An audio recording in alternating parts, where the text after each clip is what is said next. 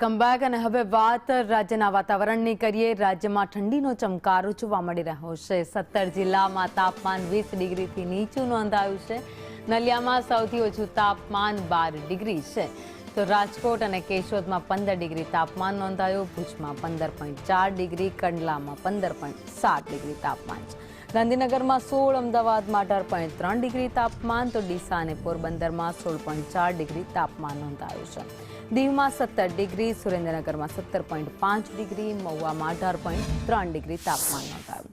આગળ વાત કરીએ ભાવનગરની, જ્યાં 19 ડિગ્રી તાપમાન નોંધાયું છે। વડોદરામાં 19.8 ડિગ્રી, જ્યારે સુરતમાં 20.2 ડિગ્રી તાપમાન નોંધાયું છે। તો રાજ્યમાં હાલ ગુલાબી ઠંડીનો અહેસાસ થઈ રહ્યો છે, પરંતુ ઠંડી વધવાને કારણે ઓછી થતી હોય તેવું અત્યારે લાગી રહ્યું છે, કારણ કે 1 થી 2 ડિગ્રી તાપમાન છે એ વધી ગયું છે, જેના કારણે ઠંડી ઓછી થઈ છે।